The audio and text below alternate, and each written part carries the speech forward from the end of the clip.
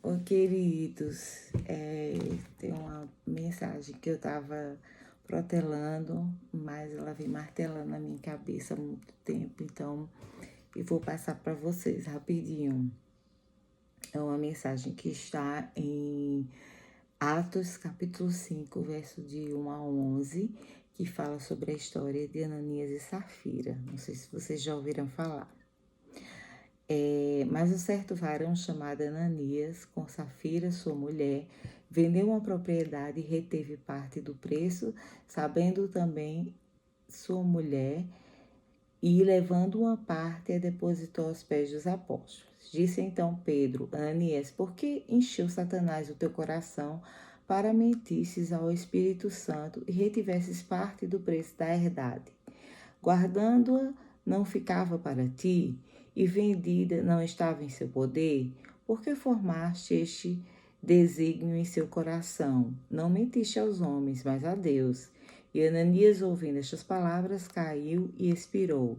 E um grande temor veio sobre todos os que isto ouviram. E levantando seus jovens, cobriram o morto e transportando para fora o sepultaram. Passando o espaço quase 3 horas, entrou também sua mulher, não sabendo o que havia acontecido. E disse-lhe Pedro, disse-me, vendeste portanto aquela herdade? E ela disse, sim, portanto. Então Pedro lhe disse, por que é que entre vós vos concertaste para tentar o Espírito do Senhor? Eis aí à porta os pés dos que sepultaram teu marido, e também te levarão a ti. E logo caiu aos seus pés e expirou. E entrando os jovens, acharam-na morta, e sepultaram junto do seu marido. E houve um grande clamor em toda a igreja, e todos os que ouviram estas coisas. Qual é o problema aí? O problema é que Ananias, ele tinha uma herança, uma propriedade, e ele disse que ia vendê-la e dar a obra do Senhor. Só que na hora de entregar, ele reteve parte desse valor e deu só uma parte. E Deus, usando o Espírito Santo, falou ao coração de Pedro que ele tinha retido essa parte.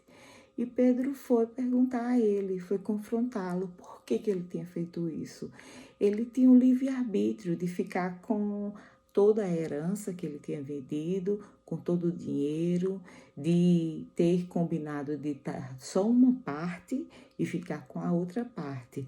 Mas ele foi a Deus e prometeu que venderia e daria tudo para o reino do Senhor.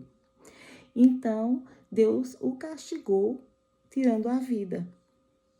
Da mesma forma, quando a esposa dele chegou, Pedro fez a mesma pergunta e ela também mentiu, disse que tinha dado parte para a igreja primitiva e outra que tinha dado toda para a igreja primitiva, mas na verdade tinha retido parte e tinha dado só uma parte para a igreja.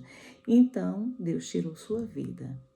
Então um Deus que é amor, que é misericórdia, como é que ele pode fazer isso? Ele pode tirar a vida de uma pessoa, né? O problema é que a gente está acostumado com a história de ai, Deus é amor, Deus é misericórdia, Deus é assim, Deus deixa passar tudo, né? Mas é o seguinte, tem uma coisa muito importante que a gente precisa saber sobre relacionamento com o Senhor. No momento que você promete ao Senhor cumprir algo, tipo, eu vou prometer fazer um jejum. E se eu não cumpro esse jejum, ou eu vou prometer fazer um voto e que se eu alcançar uma vitória, eu vou cumprir com esse voto. E quando Deus me concede essa vitória, eu retenho aquele voto, seja material, seja uma unção, não sei, seja uma ação, o que quer que seja que você tenha prometido ao Senhor, você tem que prometer, tem que cumprir, porque a Bíblia fala que melhor seria que não prometeste do que prometer algo e não cumprir. Você está enganando ao Senhor, você está enganando ao Espírito Santo, você está enganando a algo, a uma pessoa que mora dentro de você. Se você é templo do Espírito Santo e você engana o próprio Espírito Santo, que faz parte da Trindade, Pai, Filho e Espírito Santo, você está enganando a Deus. Então, é uma desobediência e grave. Que tipo de intimidade você quer ter com o Pai se você o engana? Você acha que pode enganar a Deus? Então, assim foi com Ananias e Safira. Antes eles tivessem vendido a sua propriedade e tivessem ficado com ela, ou então já tivesse combinado com os apóstolos, que teria dado parte para a igreja primitiva e parte teriam ficado, não haveria problema algum. Tipo, quando nós estamos trabalhando e estamos na igreja e vamos cumprir com os dízimos. Nós temos que devolver ao Senhor 10%. O salário não é nosso, o salário é do Senhor. Ele permite que nós fiquemos com 90% e demos 10% para prover as necessidades do templo, da igreja, muitas vezes do pastor que só vive das atividades da igreja. Então, isso é um acordo, isso é fazer as coisas, as primícias, cumprir com as primícias do Senhor, com alegria, sem forçação de barra, sem ser uma obrigação, mas pelo amor que você tem ao Senhor, teu Deus, e à obra dele, que você sabe que precisa. Jesus, no passado, ele precisou de ajudadores. Muitas mulheres que ele curou e que tinham posses ajudaram ele. Muitas pessoas vinham e ajudaram e acompanhavam a ele e aos discípulos nas caminhadas para evangelismo. E assim continua sendo. A igreja precisa da ajuda.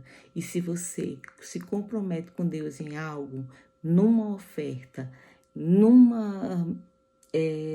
voto, num jejum, irmão, cumpra ou então não faça, porque isso vai ser uma desobediência, um grande erro, praticamente uma falha tremenda com o Senhor, e Ele vai cobrar de ti.